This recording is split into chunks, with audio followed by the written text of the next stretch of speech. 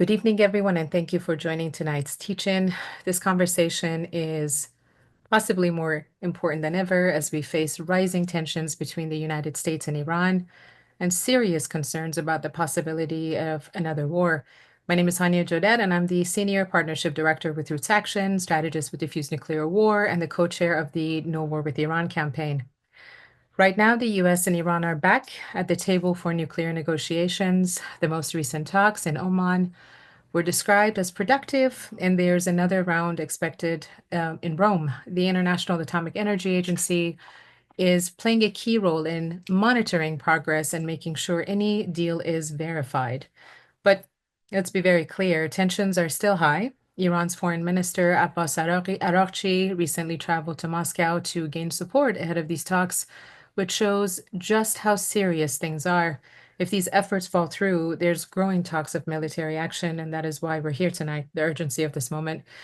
As new war would be devastating, not just for Iran and the US, but for the entire region. The humanitarian cost would be enormous, adding to crises already happening across the Middle East. And we've seen what happens when diplomacy fails. And I've lived through it. I grew up in Iran during the Iran-Iraq War, and as a little girl, I remember the fear during air strikes and raids, running down to the basement with family and holding grandmother's hands as she prayed we'd survive the night. The war left deep scars on us, our families, our children, and soldiers who were sent to the front lines way too young. Some came back physically and emotionally shattered, some never came back at all. In addition to this, the pressure of sanctions on the people of Iran has crippled the economy, pushing the middle class to severe poverty. That is why we're doing this. This teach-in is so important, and so is the No War with Iran campaign launched by Diffuse Nuclear War and supported by Roots Action. Over the coming weeks, we'll be calling our representatives, preparing rapid responses to breaking developments and organizing in Washington in person calls to action, and you're all invited to be a part of that. But now let's get started with tonight's incredible panel. These are people I deeply respect, and their voices matter right now more than ever. With us, we have someone I call a dear friend and a sister, Dr. Assal, historian and Middle East expert, CIA whistleblower, and my colleague Jeffrey Sterling, Professor Emma Claire Foley, who serves as the co-chair of the No War with Iran campaign and the program director for Diffuse Nuclear War, and DC policy expert Hassan El-Tayyab, who will share their insights with us and how we got to this point. Before we begin, I'd like to also give a quick shout out to Norman Solomon, our co-founder of Roots Action, and Ryan Black, the organizing director for Roots Action, who's now serving behind the scenes for tonight's call. Dr. Rod, my goodness, what can I say? But I'll just do a quick introduction, but there's so many great things to share with people about you and who you are. Dr. Rod is a historian and a non-resident fellow at Dawn. She writes and speaks on U.S. foreign policy, the Middle East, and modern Iran.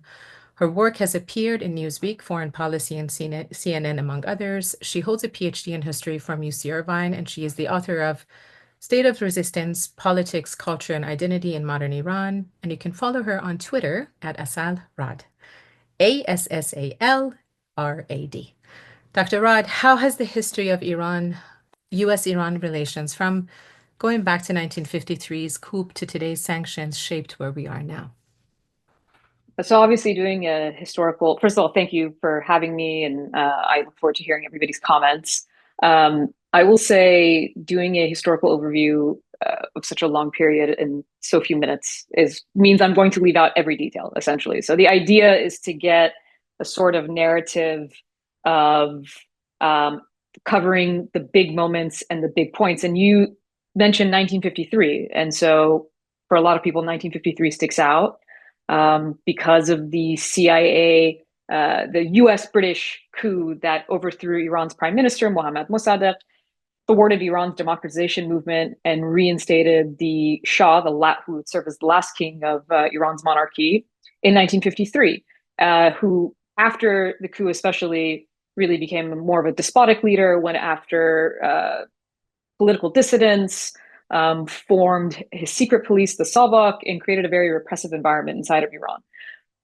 1953 is an important watershed moment when you're looking at it from the Iranian perspective. What is often the moment from the American perspective is November of 1979, right? That's what sticks out in the American psyche, because November of 1979, of course, is when this is after the revolution in Iran, the emergence of the Islamic Republic, and which is Iran's current government, and the seizure of the US embassy by Iranian students, which led to the hostage crisis, which played on American screens for 444 days. And that has been embedded in the American psyche and how we understand Iran. So 1953 and 1979 tend to be the two big moments that we talk about historically. One thing to keep in mind, and I think this is important to point out, is there's a whole history before 1953. We just usually don't talk about it.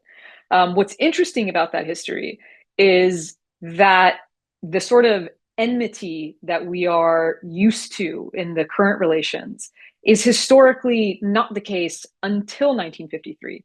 In fact, Iranians had a very positive view of Americans until 1953, because Iran, though never formally colonized, was also not, safe from colonial and imperial endeavors, especially between the British and the Russians, right? So historically for Iranians, the land losses, concessions, any kind of colonial overreach of empire was seen through the lens of Russia and Britain. And so those are the groups that they tended to have and continue to have a distrust for.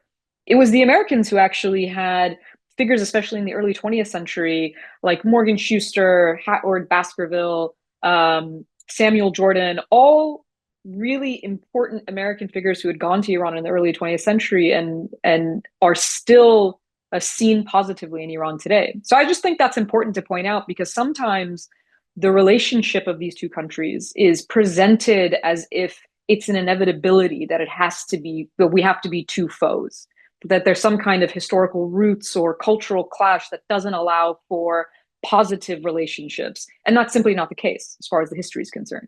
So 1953 and 1979, typically everybody knows.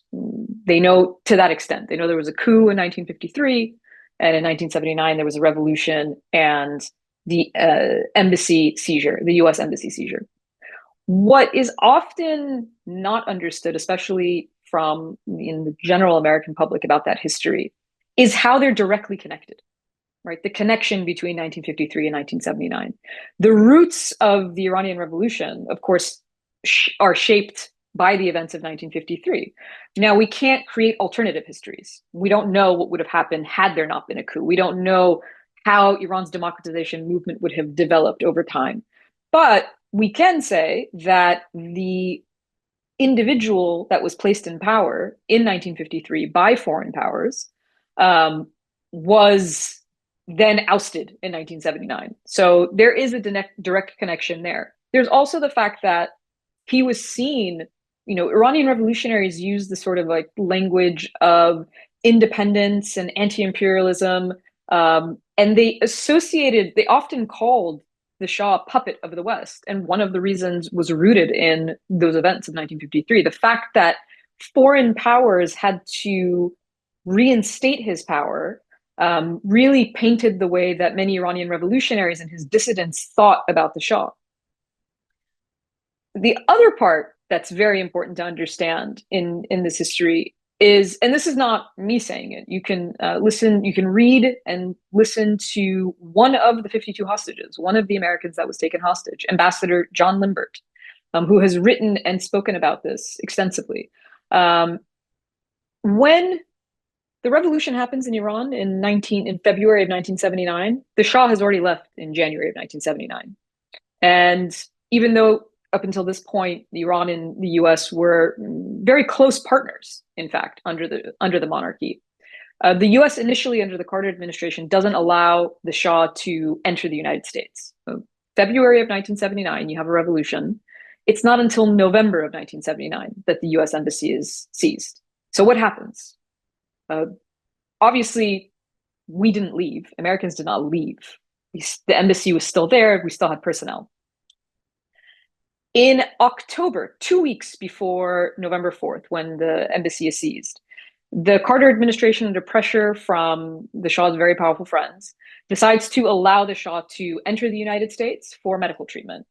And when you hear Ambassador Limbert talk about it, he says the moment we knew from the embassy in Tehran that the Shah was being allowed into the United States, we knew that we were screwed. Right? This is how, and this is something that is well documented as well, that the president knew at the time as well, but that's what he was advised to do. So you see how the belief of Iranians at the time was the Shah is being allowed to enter the United States. This is a coup again. This is 1953 all over again, because the coup of 53 was carried out from the US Embassy. Now, that is in no way a justification for seizing any embassy, let alone the US Embassy. It is, however, a way to understand it in a different context in order to understand the psyche of the people that we are dealing with, because that moment, that history of 1979 and the hostage crisis is so embedded in our memories. If you don't think it's still relevant, in 2020, after the assassination of General Soleimani by the Trump administration, there was a sort of very, very tense week where we didn't know if we were going to get into a full-scale war with Iran. And President Trump often likes to signal his foreign policy on social media. And he tweeted at the time that warning that he would target 52 cultural sites in Iran for the 52 hostages that were taken. This is 40 years later. So that's how important that historical moment was to the understanding and the views and the perceptions that we have of Iran in the United States. And I know that the other speakers are going to talk about more contemporary issues, and they're going to talk about the JCPOA and sanctions and all of that. What I'll leave with in terms of the history that's taken place since the revolution and since these two really important moments is a mutual distrust and mutual grievances.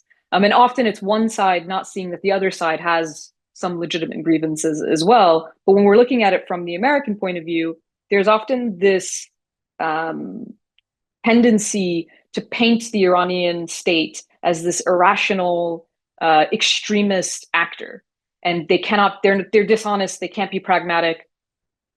What happened with the Iran nuclear deal of 2016 is that, or 2015, is that was entirely disproven. That was disproven because even the Trump administration, the first Trump administration, which reneged on the deal, not Iran, when the US reneged on the deal, they had certified it, meaning that they had conceded the fact that Iran was complying with the deal. And so there is a pragmatism in, I think this is important to understand that you're dealing with people. If you think you're dealing with irrational actors, then there's no negotiations, there's no talk, there's nothing you can do about it. But when you recognize the fact that there is a pragmatism and a rationality behind the other side, and there are legitimate historical grievances on the other side, then there is space to understand, and that's really the space in which diplomacy operates. And the history, the reason why that's so important is also what I said at the very beginning, which is we know that there is a much longer history of positive and peaceful relations between these two states than there is a history of enmity between them. Thank you so much, Dr. Rod. And I would love for you to please stick around for Q&A at the very end of this call. Speaking of CIA, their interference in foreign relations, especially with regards to Iran and the US, I'd like to bring up Jeffrey Sterling, who's a former CIA officer and a whistleblower who exposed racial discrimination and covert operations that lack oversight. He's been a strong advocate for government transparency, civil rights, and accountability in US intelligence practices. His experience provides a critical perspective on how secrecy and power shape foreign policy. And Jeffrey, if you could talk a bit about what role has the US intelligence and secrecy played in shaping the American policy and public perception towards Iran, I think our viewers would appreciate that. Yeah, thank you very much. Yeah, I can certainly speak to what I saw there at the CIA. I mean, we're talking about how we got here with such tensions between Iran and the US. When I was at the CIA, I noticed a shift in viewpoint Now, certainly the CIA had been involved in operations to topple governments. As Rod just talked about, 1953 with Mossadegh. But when I was there at the CIA, I went into the CIA and said, well, our function is to collect intelligence. But increasingly, I noticed more and more members of the military active members of the military were taking on positions at the CIA. No, there was a sort of militarization, if you will, of the agency. And the reason I noticed that, and the reason it was somewhat troubling to me, is again the viewpoint. The intelligence viewpoint that I joined that organization was I collect intelligence provided to the policymakers. I don't taint it, I don't shape it, I give them the facts. The military viewpoint that I noticed was that you don't tell your commanding officer something he or she doesn't want to hear.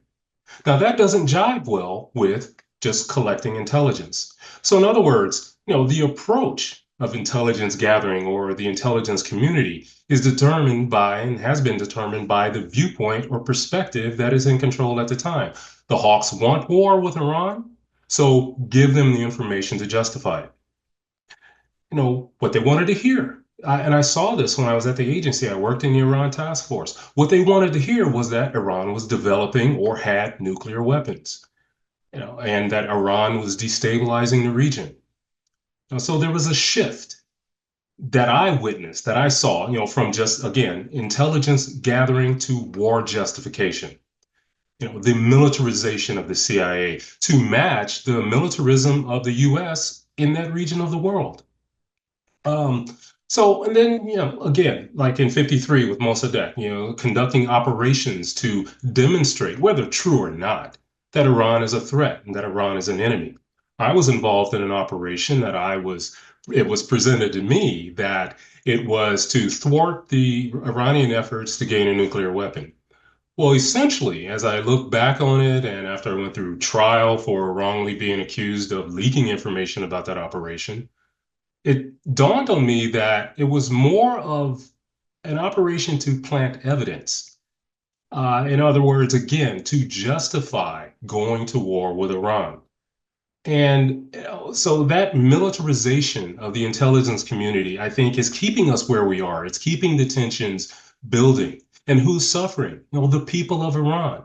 The people of America are suffering as well because we've been inundated with this horrible view of Iran. Uh, there was mention of 1979. When I joined the agency in 1993, there was still hard feelings about the Iran hostage crisis. There were still hard feelings about Iran as a nation. And look at the attempts of Iran to rejoin the international community. The U.S. arbitrarily jumps out of the JCPOA with no real justification other than continuing this deification of Iran. So that's where our intelligence community, I believe, has been wrongly so.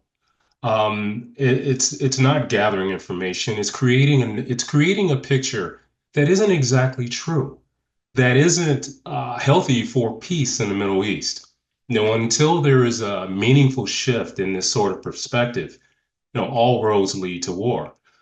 But having worked in the intelligence community, so if we can find ways to go to war, then we can certainly find ways to avoid it.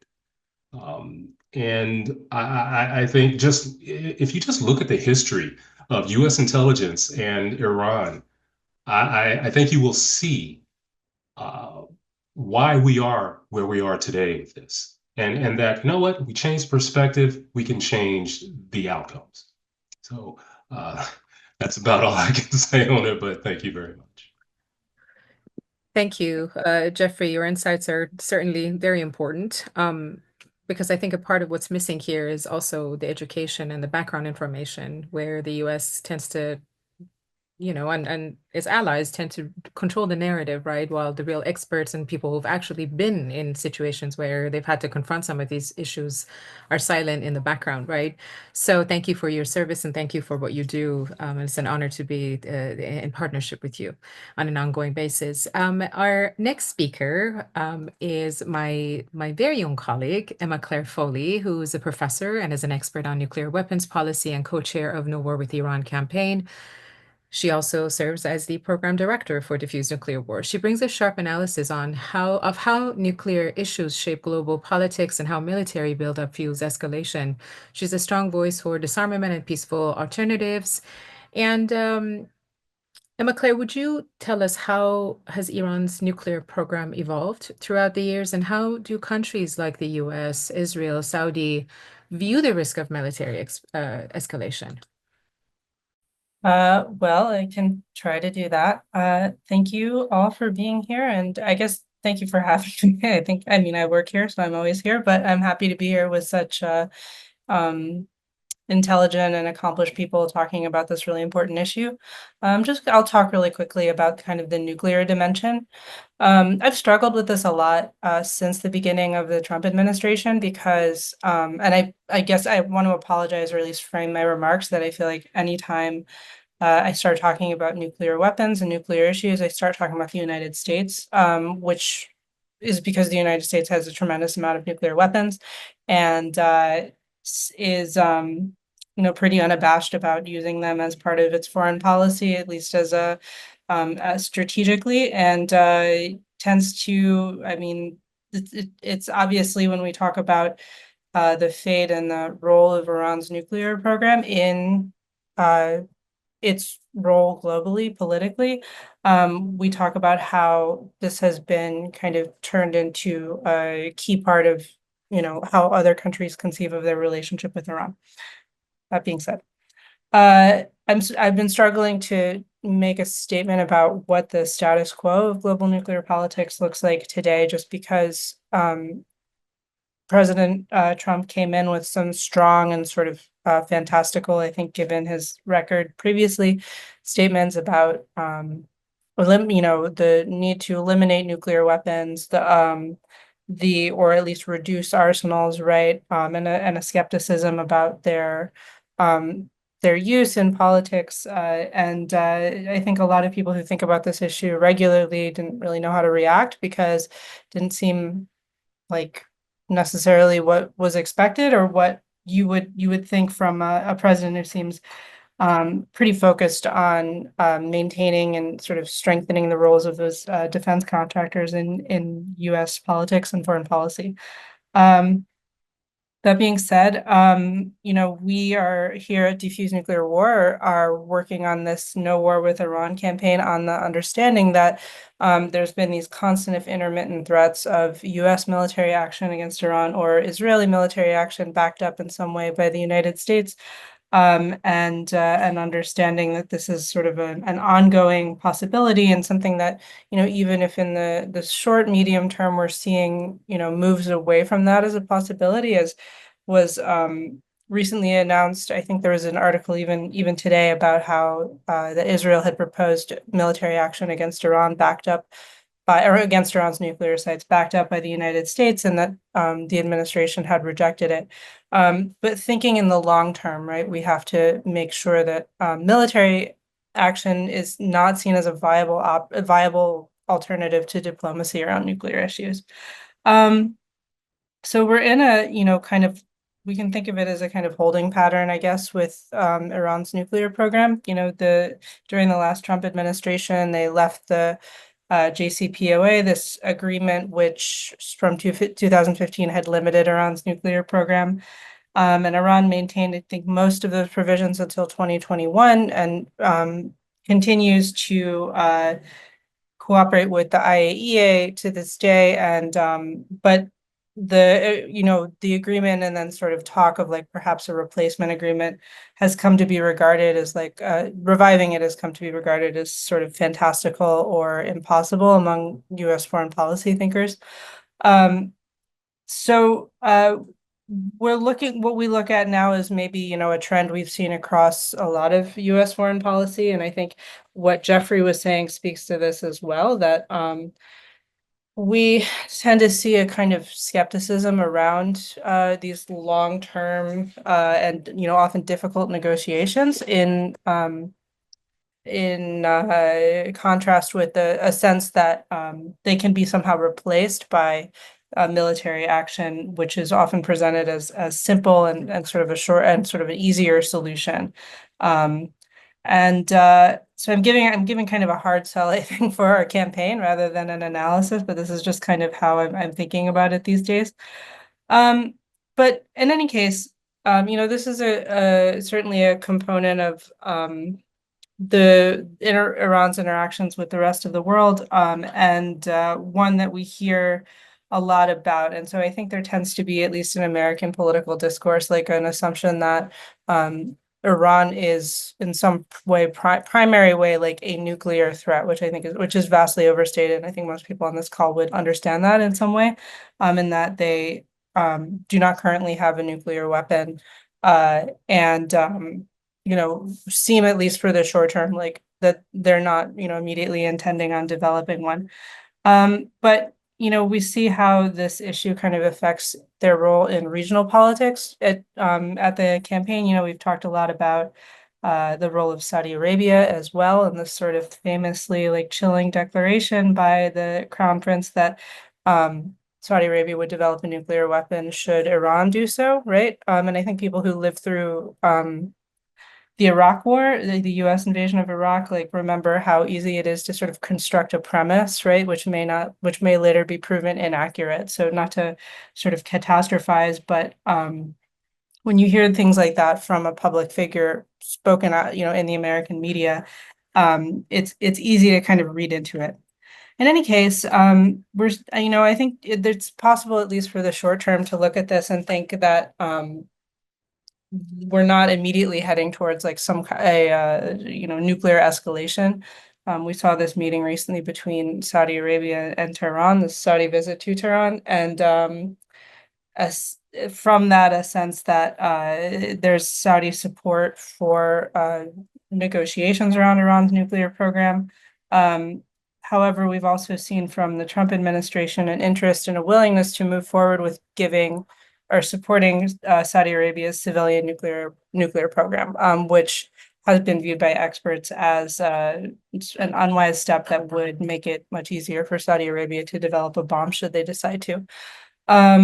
So I don't think I'm not really leading myself to any strong conclusions here. I'm kind of just trying to highlight the many ways this is part of this issue. But I think if I want to leave us with anything, I basically just want to reframe this issue a little bit and say that while it's definitely a component of the political picture as we look at Iran, as we look at US policy toward Iran, we can't make the mistake of thinking about nuclear weapons as like, and Iran getting a nuclear weapon as like the same thing, right? As some kind of apocalyptic ending of a relationship, right? The possibility of military action against Iran, even ostensibly to prevent a nuclear weapon from being built, itself is one that's like fraught with potential suffering and destruction. And we can't. I guess what I'm saying is we can't think of nuclear weapons as the one bad outcome, right? There are many bad outcomes. So with that in mind, I'll pause and we can move on to the next speaker. But again, thanks for being here. Thank you, Emma Claire, and I'd like to bring you back up after we hear from Hassan El-Tayyab to talk about the No War with Iran campaign of diffuse nuclear war a bit more and let folks know how they can get involved. Our next speaker, a dear friend who actually mentored me in the subject of sanctions for a long time, is Hassan El-Tayyab, who's an author, songwriter, and FCNL's legislative director for Middle East policy. Hassan co-chairs the U.S. Ceasefire Coalition and leads FCNL's work to in the humanitarian crises in Yemen, advocate for Palestinian human rights, and advocate and advanced diplomacy with Iran. Hassan was honored by the Arab American Foundation and the Middle East Policy Council as an awardee of their respective 40 Under 40 initiative for his policy work on Capitol Hill. He is frequently invited to guest lecture at college and universities around the United States on foreign affairs. His writings and commentaries have been featured in numerous national and international news outlets, including the New York Times, CNN, BBC World News, Politico, and more. Hassan, how do U.S. foreign policy narratives and alliances, especially with Saudi Arabia, shape our approach to Iran and the broader Middle East region? Can you take us through that a little bit? Yeah, there's so much going on, and I'm going to circle back to that. I want to level set with kind of what's happening right now. I mean, we are at really a critical juncture. Before I do that, I do also want to say thank you to Roots Action, Hania. Appreciate all of the speakers. I really, enjoyed hearing all of that analysis, and thanks for everyone that's watching.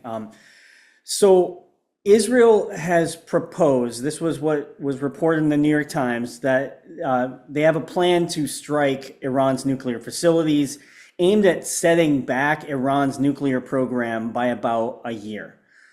From the reporting, it's also clear that if they go through with this plan, that's going to require direct U.S. military support, and that should worry every single American.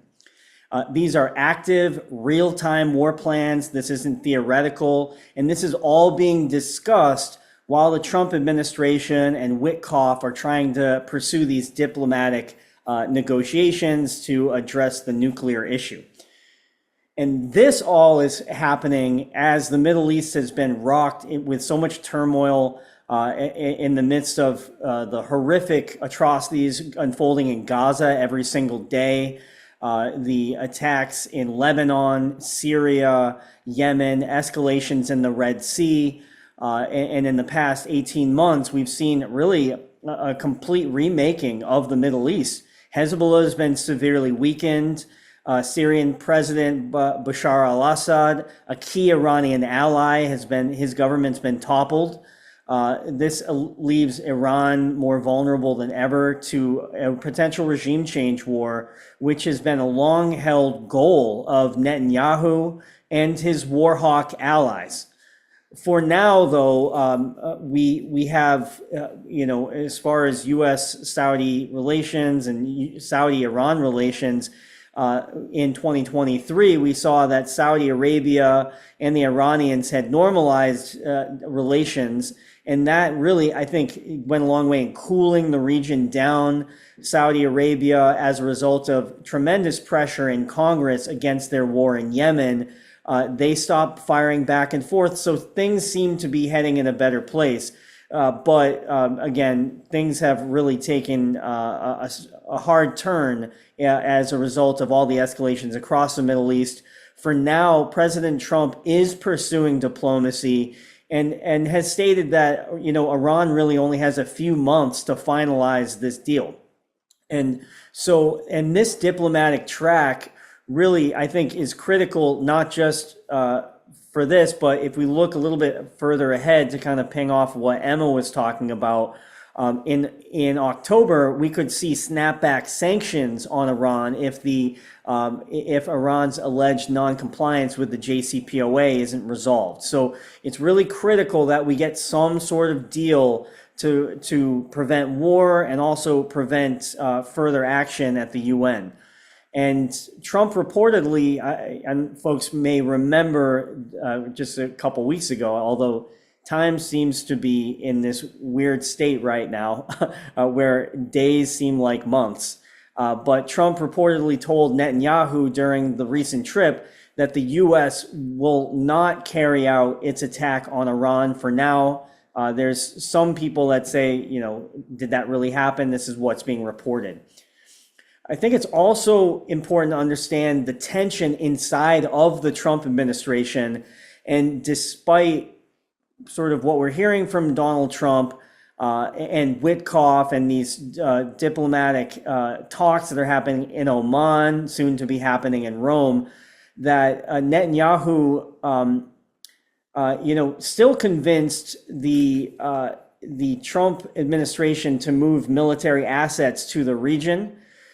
We also know that Tulsi Gabbard, J.D. Vance, Pete Hegseth, and Susie Wiles, they're all pushing back against military escalation, while voices like Marco Rubio and Waltz are aggressively advocating for U.S. military intervention and, as an alternative to continued diplomacy. So we know that this Trump administration is in crisis. It's so chaotic. You've got, maybe Rubio's kind of in the lead one day, Hegseth in the other. We're seeing them on Signal, making huge foreign policy decisions without really a lot of thought. So this is a very volatile and dangerous situation. But again, for now, we've got this key ally in Witkoff, who had originally been tasked with doing the Gaza diplomacy and the Ukraine diplomacy. He's now, facing really intense pressure from the pro-Israel camp. So something to watch. I think it's also important to look back at what happened to Adam Bowler. He was undermined after engaging in this dialogue with Hamas over Gaza. He was the one who, said we're not a client state of Israel, and was literally fired the next day. So you can just see how much tension is going on. I have heard that he has been rehired. So again, more chaos. So we'll see where that all goes. So this is a volatile and urgent situation. Our voices are really critical in this conversation, pushing our lawmakers for diplomacy. It's holding for now, but any misstep could lead to a major regional war. And I think we need to keep our lawmakers on track. I want to cite one precedent before I hand it back to Hania for more of the Q&A. And just to look back a little bit, after the assassination of Qasem Soleimani and Trump's disastrous withdrawal from the JCPOA, we saw tensions dramatically escalate. And that was when Congress actually stepped in what I consider a very productive action by passing a Iran War Powers Resolution. That was to block unauthorized military action against Iran. That had the support of 8 Republican senators, including guys like Senator Young, Rand Paul, Mike Lee. We also had Susan Collins, Moran, Daines, Murkowski. So just really widespread support. And I think that's the kind of effort that we need before. Sometimes I start my presentations with what does AOC, Marjorie Taylor Greene, the Koch Institute, George Soros, and the Raging Grannies all have in common?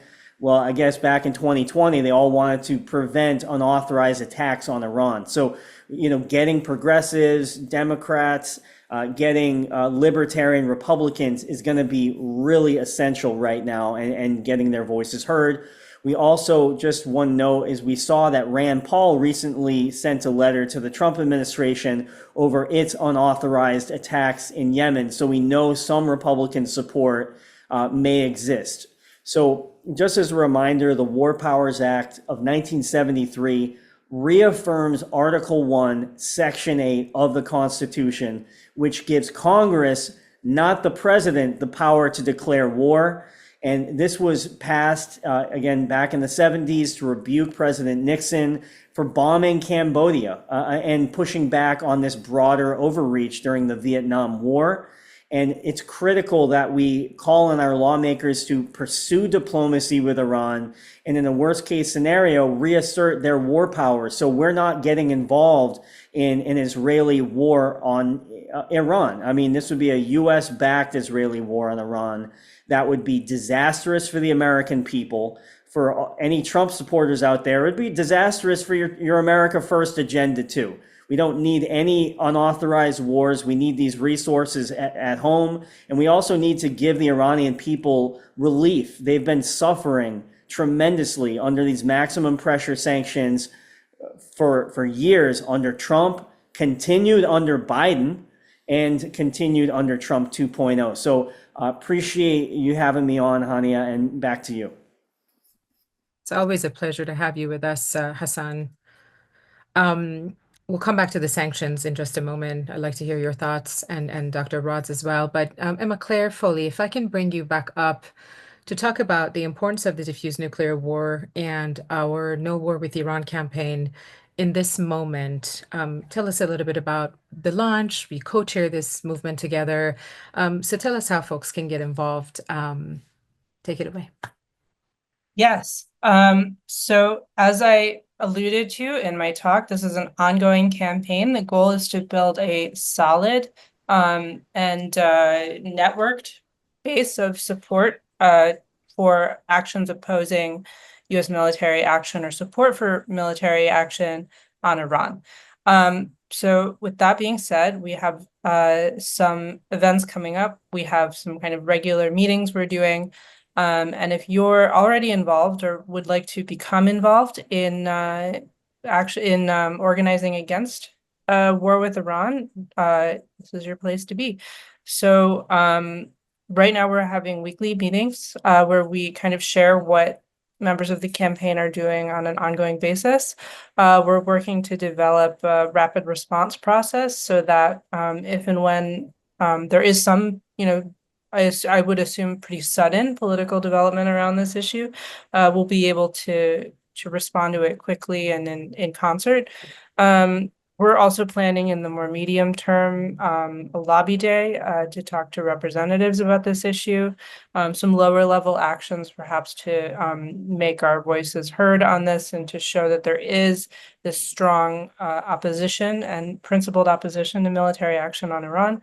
We're also just offering a host of sort of one-time and different actions that you can take to make your voice heard on this issue. So Hanya, I see, has posted a link to our website, our webpage for this campaign in the chat.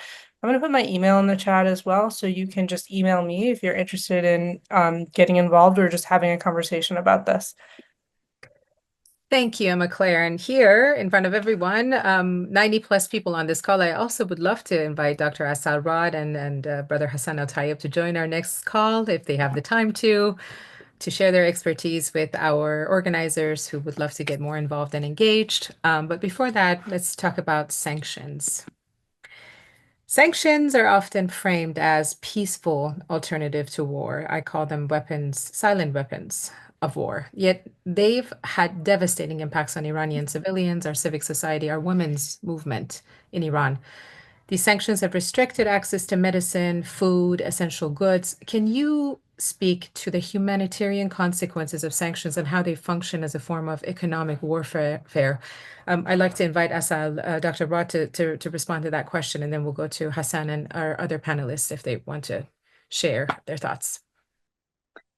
I mean, when you look at the impact that sanctions have had on Iran, and it's not just Iran, right? Iran is the case that we're talking about right now, but you can look at a case like Cuba, you can look at Venezuela, you can look at Syria. There's countless examples of where, and sanctions proponents, like people who are experts in sanctions, will argue that they're only effective, and by effective, I mean accomplishing the stated goal of the United States, like a third of the time, maybe a fifth of the time. So they're not actually, in terms of efficacy, they don't work that well. How it's akin to warfare is because it creates the conditions that harm people, right? What the difference is and Hania said this, it's a silent killer. When bombs are going off, which unfortunately we've seen in Gaza for the last 19 months, you see it, there's coverage, right? You see when children's bodies are torn apart, it's something that gets a lot of public attention, and rightfully so, and people are being slaughtered. When sanctions harm people or kill people, you don't see it because it doesn't get you very minimal headlines that we see about Gaza, but it doesn't really get you the same kind of headlines or attention. Because what happens is people are suffering slowly. In the case of Iran, for instance, since the 2018 withdrawal of the US from the JCPOA and not just the reimposition of sanctions, but the maximum pressure campaign, which imposed even greater sanctions on Iran, it's pushed millions of Iranians from the middle class into poverty. That's people's day-to-day lives that are being affected, their ability to feed their families. And there are other consequences to that. When you look at, for instance, the protests in Iran in 2022, a lot of people were saying, why don't workers go on strike? Why don't they do this? Well, because they don't have any money. Their savings have disappeared. Their money has disappeared. They cannot afford to go on strike because they can barely afford their living. The other aspect to it, which is actually quite basic, is that a lot of goods cannot no longer enter Iran. And what you'll hear advocates of sanctions argue is that there's a humanitarian carve out, and there is on paper. But that on paper carve out in real life doesn't amount to anything, because essentially the banks that have to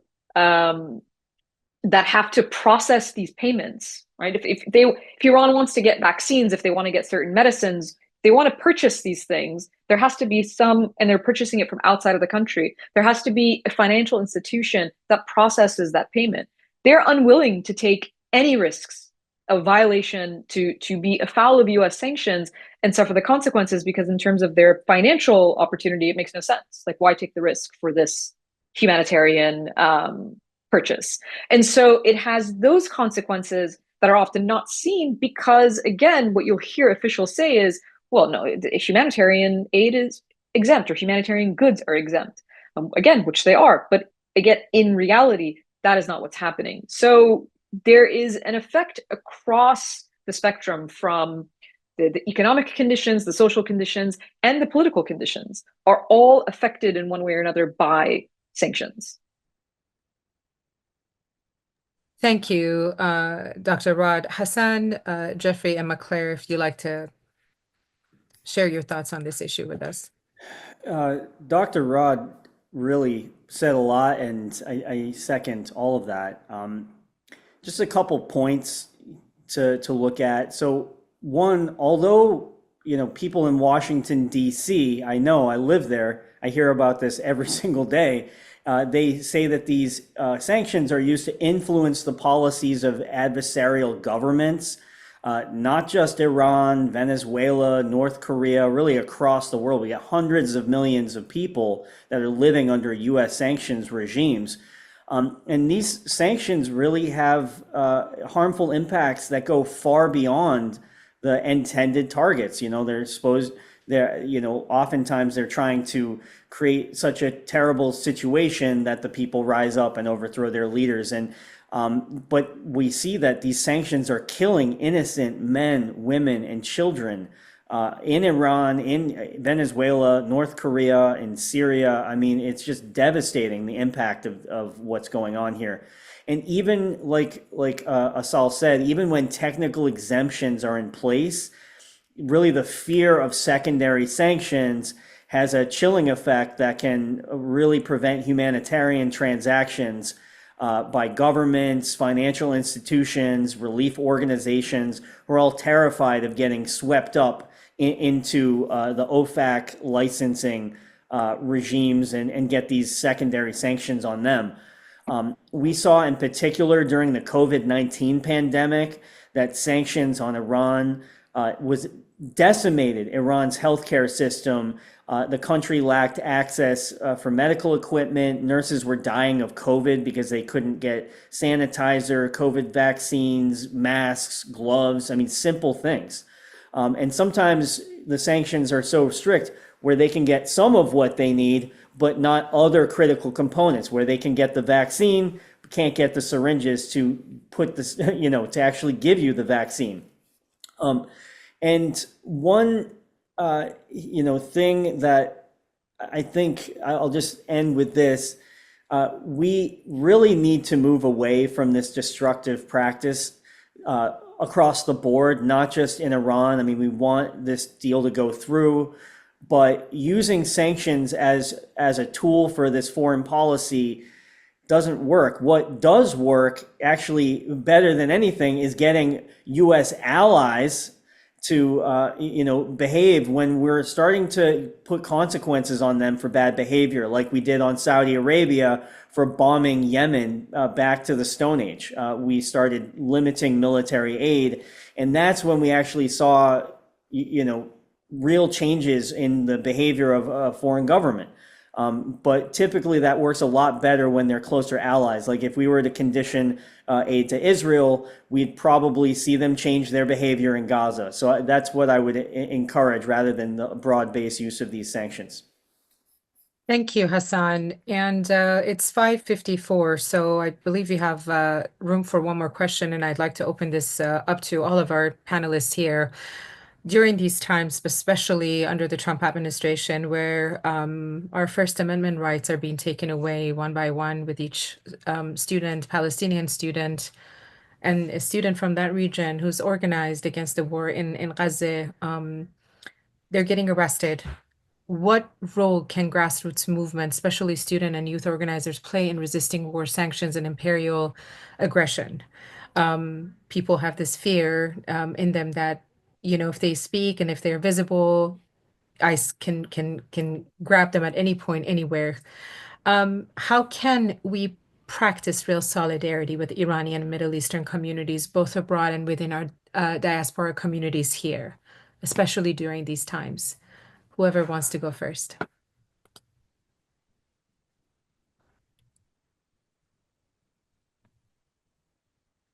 Assal? I see Jeffrey's off mute. I don't know if he wants to kind of. I think the biggest thing is stop absolutely believing the rhetoric that our government is telling us about Iran. It is such I think if anyone just takes a moment to step back and look at what's being told to us about Iran, it doesn't make any sense. It's a story that's been the same for decades.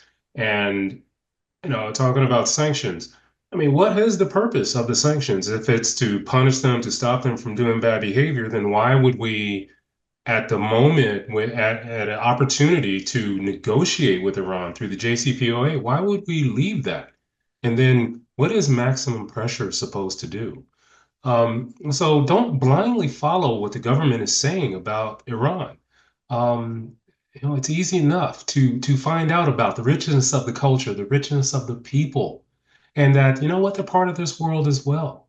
And they shouldn't be isolated the way, Iran is very important to the region. Yet we got these hawks and warmongers wanting to wipe it off the planet. And we're all going to lose if that even comes close to being the reality of it. So we can all educate ourselves on Iran other than what's being told to us. Anyone else? If I could, I think you're asking like a broad question with America in crisis.